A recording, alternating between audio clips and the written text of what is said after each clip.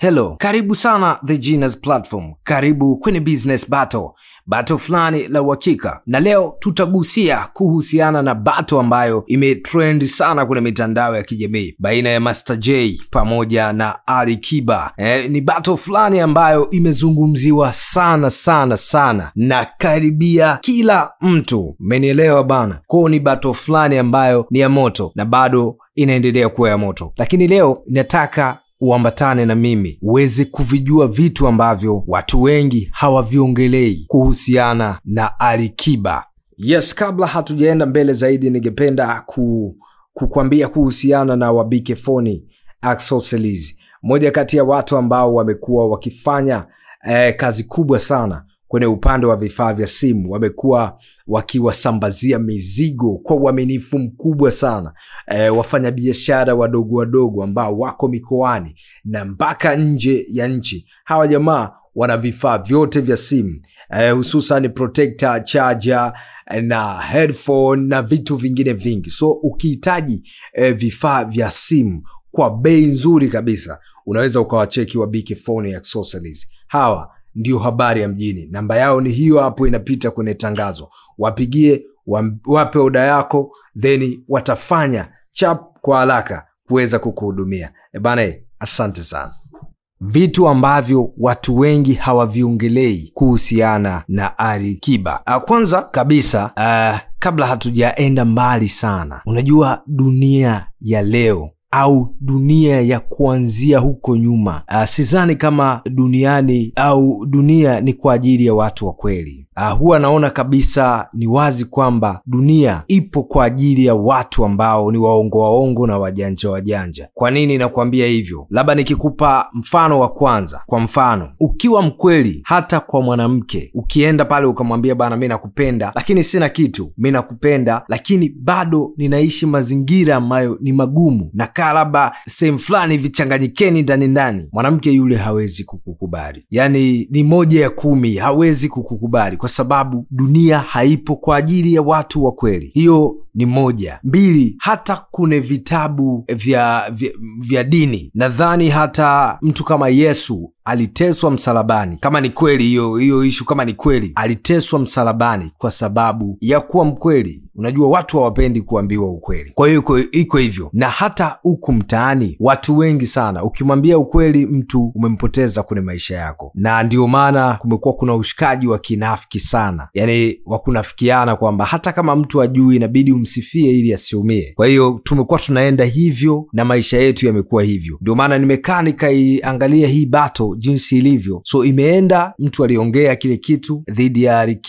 Kiba naye akatoa maneno ambayo sio mazuri, lakini mwisho wa siku, kwa sababu mmoja na mashabiki wengi wakamwataki sana huyu mzee akaamua kubadilisha kauli na kumuomba msamaha na vitu vingine kama hivyo. Sio kisa hakuwa yuko sawa kwa sababu ya pombe. So ukiangalia, kwanza mara nyingi huwa tunaamini kitu kingine, kwamba mlevi akikwambia jambo au mkikutana na mlevi katika zile pombe mkaanza kurushiana maneno mkagombana, amini kwamba kile kitu kipo au kilikuwepo ndani yake muda mrefu. Hiyo inapelekea pombe inakuwa tu inasingiziwa kwamba kutoa yale maneno, kwamba nilifanya hivi kwa sababu ya pombe. Lakini pombe sidhani kama ina dhambi yoyote ya kumfanya mtu afanye kitu, ila ni pale tu mtu anapozidisha na vitu vingine kama hivyo. Lakini ukimuona mlevi ameongea jambo lolote lile, amini kwamba lile jambo lilikuwepo ndani yake. Tukirudi sasa kwenye mada, kwa nini hii issue imekuwa ikisemeka sana? Kwa sababu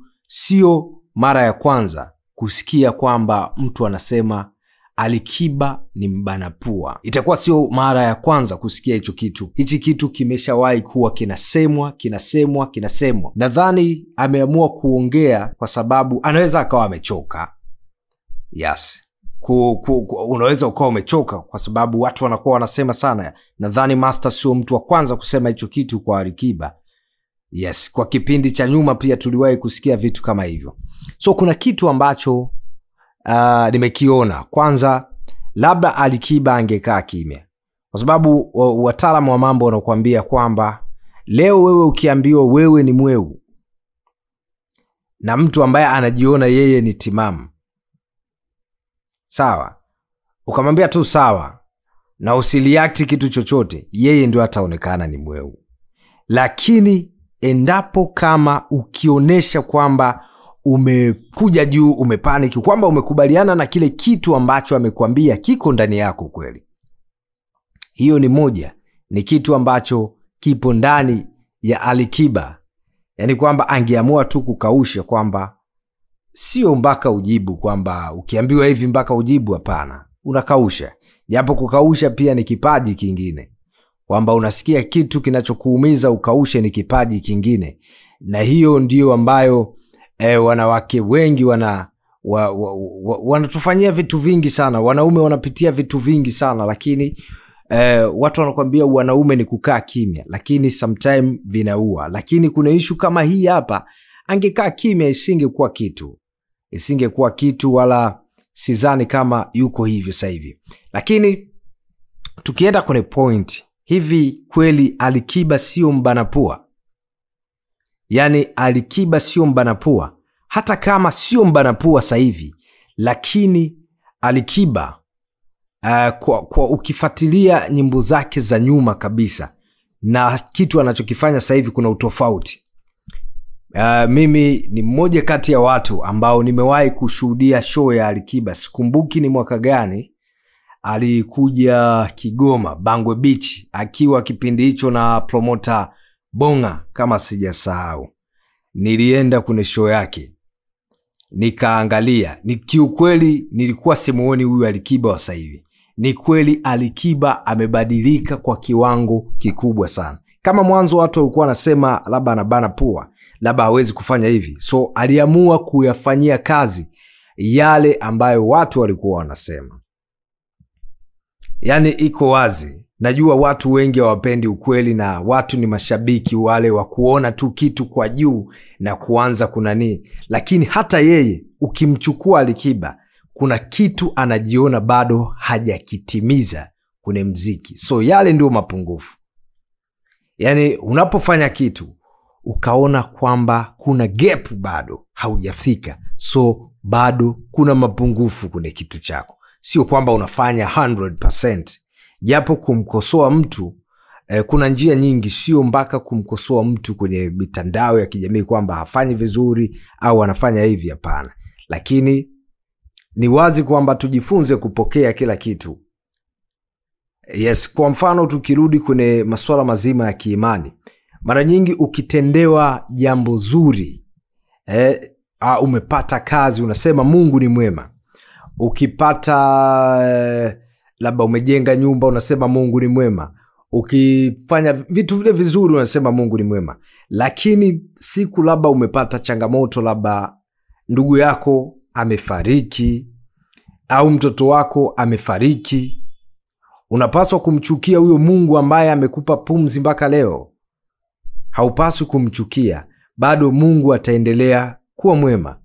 So tunavyosema hivyo kwamba lazima tukubaliane na nyakati zote, Mungu ataendelea kuwa mwema kwenye vipindi vyote, vipindi tunavyovipenda na tusivyovipenda. So hata kwenye maisha yetu ya kila siku, tunapokuwa tunasifiwa, tunafurahi.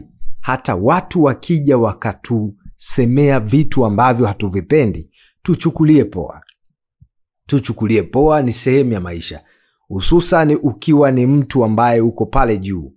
Mara nyingi huwa anasema mtu aliyeumbwa kwa ajili ya kusifiwa kwa kiwango kikubwa, au mtu ambaye au kitu ambacho kipo kwa ajili ya kusifiwa kwa kiwango kikubwa, tukisema hivyo labda ni Mungu pekee ndio yani imekuwa hivyo, yeye tumsifie, tufanye nini, tufanye kila kitu. Na kwa nini haonekani?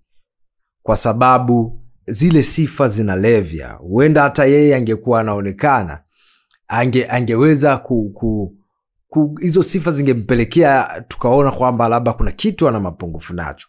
So ukiwa unasifiwa sana, siku ambapo utaambiwa kitu ambacho sio zile, kipo ndani ya zile sifa ambazo ulikuwa unapewa, huwa inaumiza. Na hiyo ndio inawapelekea wasanii wengi sana, au watu maarufu, au watu wanaofanya vitu vikubwa, kupitia misongo ya mawazo, kwa sababu kuna kipindi ambacho watu wanasifiwa sana, lakini kuna kipindi ambacho watu wanapondwa sana.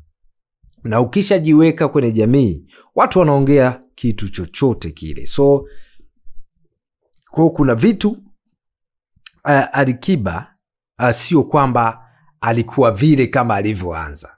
So watu wanasema kwamba anazidi kuwa mtamu kama wine, yani anazidi kuchachuka, anazidi kujifunza vitu, anazidi kuwa bora zaidi. So Alikiba wa zamani unaweza kweli ukasema kwamba alikuwa kama muziki wake wanauwekea effect fulani, lakini siku hizi unaweza ukamsikia anaimba kwenye radio, labda ameenda labda Krausi pale, ukamsikia Alikiba anaimba, unaweza ukasema wamerecord, kumbe yuko live. Yes, kwa hiyo kuna mabadiliko makubwa sana, na kama anaendelea kufanyia kazi, aendelee kufanyia kazi zaidi na zaidi, kwa sababu tukubali tukatae, hakuna mtu aliyoanza anajua. Na vitu kama mziki ni wachache sana ambao wanazaliwa na kipaji kama hivi. Yani wasanii wengi sana kibongobongo, talenti zile really kabisa ni chache sana. Yani zile talent za ukweli kabisa ni chache mno. Watu wengi wanajifunza vitu kutoka kwa watu. Labda mtu anapenda kitu fulani, anaanza kujifunza kile kitu, lakini sio kwamba kimezaliwa ndani yake, eti kwamba huu muziki mimi naupenda na umezaliwa ndani yangu. Hapana, kuna mtu alimuona anafanya akapenda, na wengi walianza muziki kwa sababu ya ile fame tu, wajulikane, wapendwe na mademu, wafanye hivi, na wengi ndio walianza hivyo.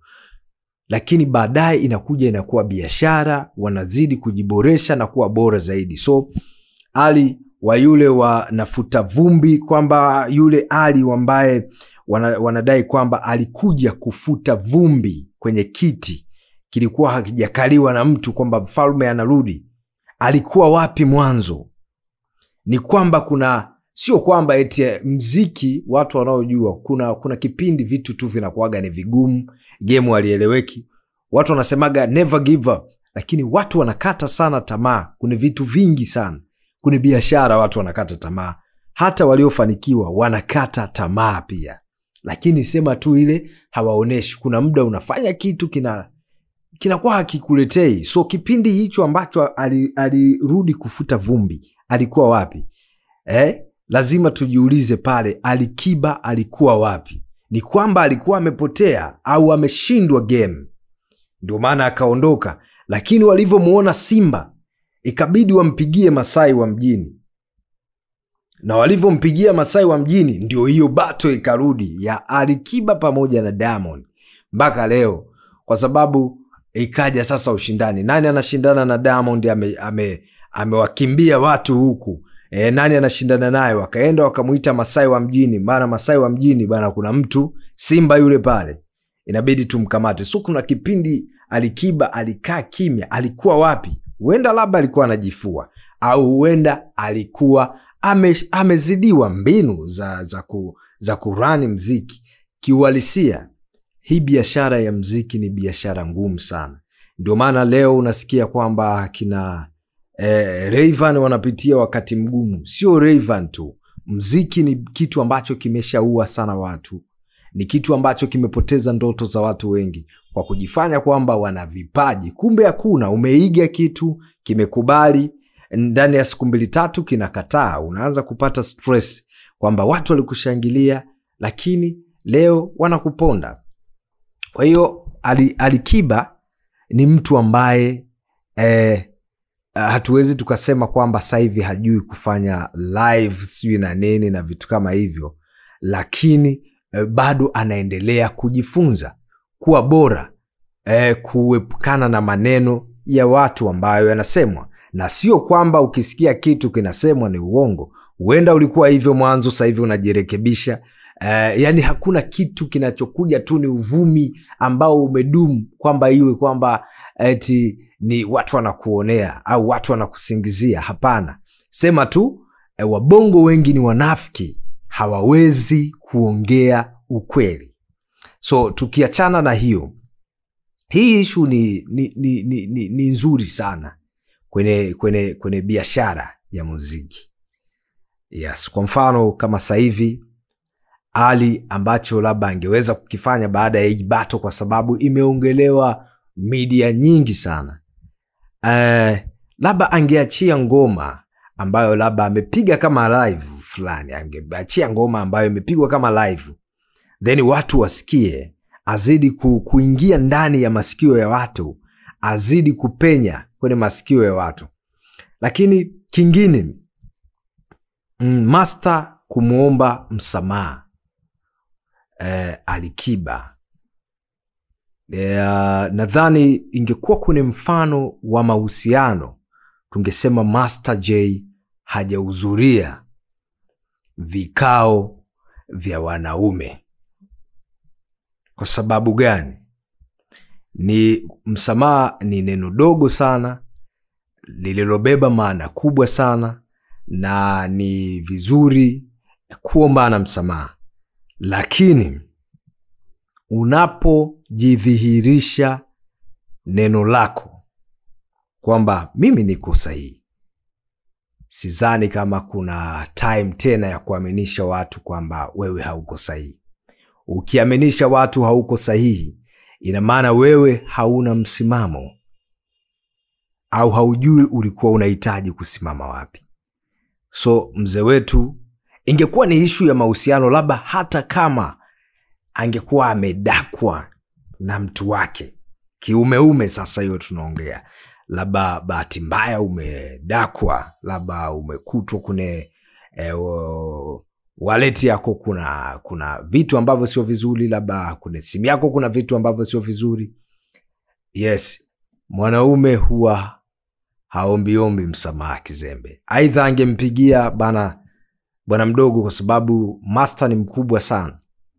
Bwana mdogo bwana, pale kama niliteleza basi yaishe, ile kimekime, sio kwenye media tena, hapana. Ile imemshusha sana Master na imezidi kumpandisha Alikiba. Yes, na Ali amekuwa na kitu ambacho akiongea kitu, sijui kwa sababu ana mashabiki wengi wenye nguvu za kuongea.